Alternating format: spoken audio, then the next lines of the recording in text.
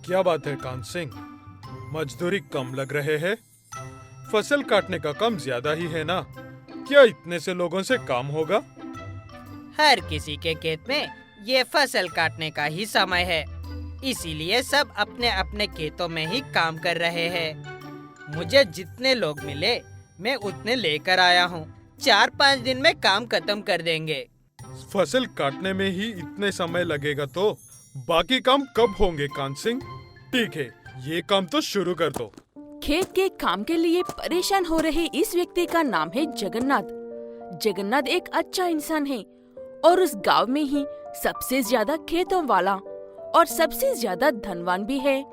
इतना पैसा होने के बावजूद भी वो किसी को भी अपने पैसों का घमंड नहीं दिखाता था। ऐसे जब वो फसल काटने के लिए लोगों को इकट्ठा कर रहा था, तब वहाँ पर एक महिला आती है। प्रणाम साहब जी, मेरा नाम लया है। मैं इस गांव में नई हूँ। हाल ही में मेरे पति बीमारी की वजह से मर गए हैं। मेरे 2 बच्चे भी हैं साहब जी। वो सब तो ठीक है, लेकिन ये बातें मुझे क्यों सुना रही हो? और किस लिए साहब जी? भीख मांगने के लिए आई होगी। ये 1-2 रुपए देकर भगा दो यहाँ से। नहीं साहब जी, मैं यहाँ पर भीख मांगने के लिए नहीं आई हूँ। मेरे बच्चे काफी भूखे हैं। मैं उनके ये हालत में नहीं देख पा रही हूँ। मैं तो जैसे तैसे गुजारा कर लूंगी, लेकिन बच्चे भूखे हैं। अगर आप कोई काम दे दो तो मेहरबानी होगी। जाओ जाओ यहाँ से। तुम एक लड़की हो, तुम क्या काम करोगी? ऊपर से बच्चे भूखे हैं कहकर नाटक कर रही हो। यहाँ तुम्हारे लिए कोई काम नहीं है, जाओ। कान सिंह, कुछ देर चुप रहो। फिलहाल मैं अनाज का फसल काट रहा हूँ, क्या तुम वो करोगी? कैसा भी काम क्यों ना हो, मैं करूँगी कहकर जाकर काम करती है लया। ऐसे सब फसल काटने के काम शुरू करते हैं। कान सिंह को लया की मौजूदगी पसंद नहीं आती है, लेकिन वो जगन्नाथ की बात को टाल नहीं सकता, इसलिए चुप रहता था। इतने में जगन्नाथ मजदूरों की थकान दूर करने के लिए वहाँ पर चाय मंगवाता है। वो झट से लेकर पीने लगती है लया। अय्या बेचारी, इतनी जल्दी जल्दी चाय पी रही है, मतलब काफी भूखी होगी ये लड़की। ये कहते हुए जगन्नाथ सबके लिए दोपहर का खाना मंगवाता। वो लेकर लया बिना खाए ही फिर से काम पर लौट जाती है और काम करने लग जाती है। वो देखकर जगन्नाथ, ये लो बेटा, मैं तुम्हारी भूख नहीं देख पा रहा था, इसीलिए खाना मंगवाया था, लेकिन तुमने बिना खाए ही काम शुरू कर दिया, क्यों? वहाँ पर मेरे बच्चे भूखे हैं साहब जी। उनकी भूख मिटाने के लिए मुझे इस खाना को बचा कर रखना होगा। ये कहते हुए जाकर काम कर लेती है। बच्चों को भी खाना लेकर जाने के लिए आसपास में कोई होटल ना होने की वजह से जगन्नाथ भी बिना कुछ कहे वहाँ से चला जाता है। ऐसे शाम होती है और सभी लोग अपनी मजदूरी के पैसे ले रहे थे। ऐसे ही लया भी अपने मजदूरी के पैसे लेती है। लड़की हो, क्या काम कर सकती हो ये सोचा था, लेकिन तुमने बाकी सबसे ज्यादा काम किया है बेटा। ये काम खत्म करने में 4-5 दिन लगेंगे सोचा था, लेकिन तुम्हारी वजह से ये काम एक ही दिन में खत्म हो गया है। ये लो तुम्हारे पैसे। वैसे भी तुम इन पैसों से क्या करने वाली हो? आज एक दिन खाने से भूख थोड़ी खत्म होगी साहब जी। वैसे भी यहाँ पर काम खत्म हो गया है। दूसरा काम मिलने तक इन पैसों से अपने बच्चों को खाना खिलाऊंगी। तुम बहुत ही बहादुर हो बेटा, तुमसे मिलकर खुशी हुई। ये कहते हुए पैसे देते हैं जगन्नाथ। वो लेकर जाते हुए रास्ते में कबूतर बेचने वाला नजर आता है लया को, और लया उसके पास जाकर अपने सारे पैसों से उन कबूतर को खरीद लेती है। वो देखकर जगन्नाथ, कुछ पहले ही उन पैसों से बच्चों की भूख के लिए इस्तेमाल करूंगी कहकर अब उन्हीं पैसों से कबूतर खरीद रही है। इनसे क्या करेगी? करी बनाकर खाएगी? इसका मतलब सब झूठ था। ऐसे गुस्से में लया के पास आ ही रहा था कि तभी लया उन सारे कबूतरों को हवा में छोड़ देती है। वो देखकर जगन्नाथ और कबूतर बेचने वाले दोनों हैरान हो रहे थे। ये क्या पागलपन है लड़की, पैसों से खरीद कर हवा में छोड़ रही हो। पैसे जाने पर फिर से कमा सकते हैं, लेकिन बिना आजादी वाली और कैद में गुजरने वाली जिंदगी चली गई तो लौटकर नहीं आएगी ना। वो बातें सुनकर जगन्नाथ का गुस्सा गायब हो जाता है।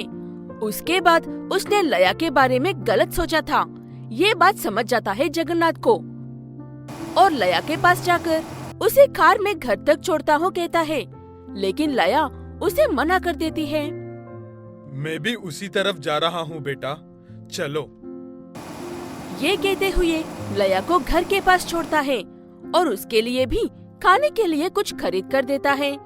वो देखकर लया के आंसू नहीं रुकते। ये मैं तुम पर तरस खाकर नहीं दे रहा हूँ बेटा। तुम गरीब हो, लेकिन अपनी सोच या बुद्धि से नहीं हो बेटा। इसीलिए मैं तुम्हें अपने निवास की पोस्ट दे रहा हूँ। तुम मेरे ही घर में रहकर मेरे हिसाब किताब देखो। बदले में मैं तुम्हारे बच्चों को कभी किसी चीज की कोई कमी नहीं होने दूंगा। ये तुम्हारी तनख्वाह है, ठीक है ना? वो बातें सुनकर काफी खुश होती है लया। तब से जगन्नाथ के साथ ही रहते हुए, उनके हिसाब किताब देखते हुए उन्हीं के साथ खुशी से रहने लगते हैं। कान सिंह ने पहली नजर में ही जिसने भिखारी कहा था, आज उसे ही इज्जत से मालकिन कहकर बुला रहा है।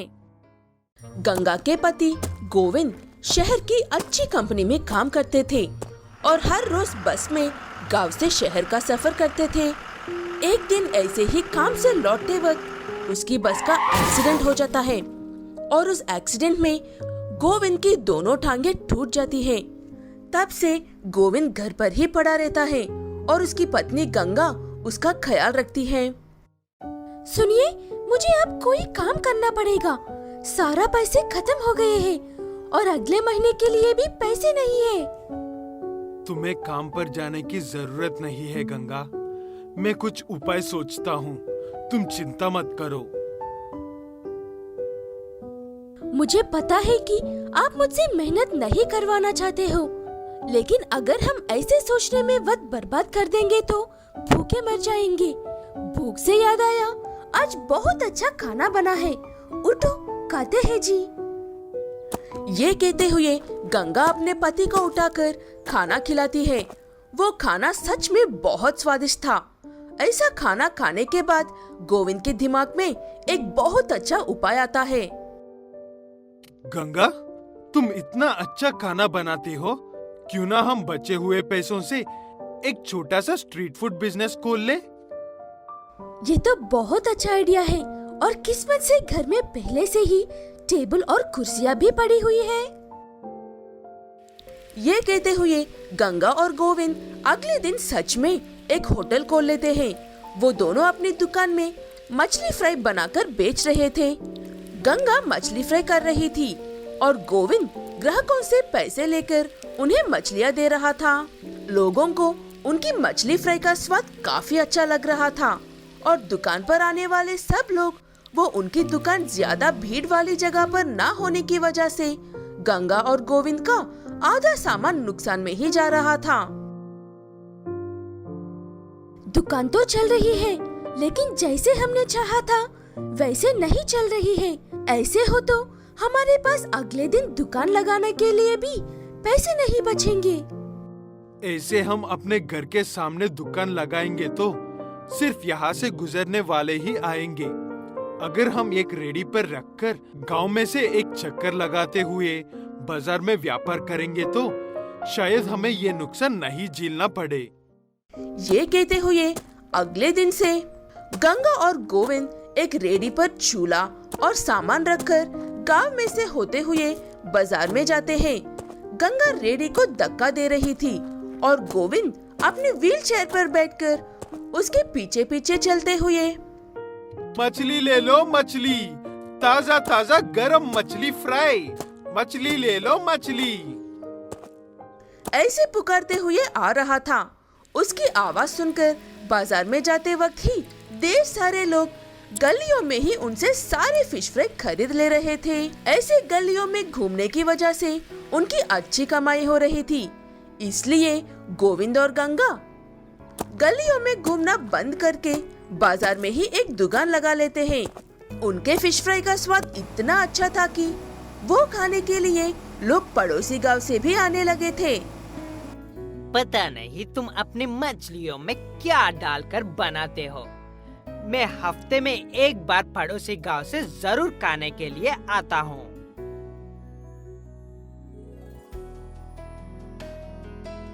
सच में इनकी मछली फ्राई का कोई जवाब नहीं है। ये बात सुनकर दोनों पति पत्नी काफी खुश होते हैं और कुछ ही दिनों में अपनी आर्थिक स्थिति अच्छे से मजबूत कर लेते हैं। इतने दिनों से गंगा को मछली फ्राई करते हुए देख रहा गोविंद गंगा से भी अच्छे से फिश फ्राई करना सीख जाता है और अपनी पत्नी को एक मालकिन की तरह रखकर गोविंद एक छोटी सी स्ट्रीट फूड शॉप से एक बड़ी सी होटल खोल लेता है। आखिरकार तुमने फिर से सब कुछ पहले जैसा कर दिया, या फिर यूँ कहो कि पहले से भी बेहतर कर दिया। मैंने कुछ नहीं किया गंगा, ये सब तुम्हारी मेहनत का नतीजा है। मुझे तो नमक और शक्कर में भी फर्क समझ में नहीं आता था। ये सब तुम्हारी मेहनत और प्रतिभा का कमाल है। मैं अपने आप को खुशकिस्मत समझता हूँ कि मुझे तुम्हारे जैसी पत्नी मिली है। ऐसे दोनों एक दूसरे को सराहते हुए अपना व्यापार करते हुए खुशी खुशी अपना जीवन गुजारने लगते हैं।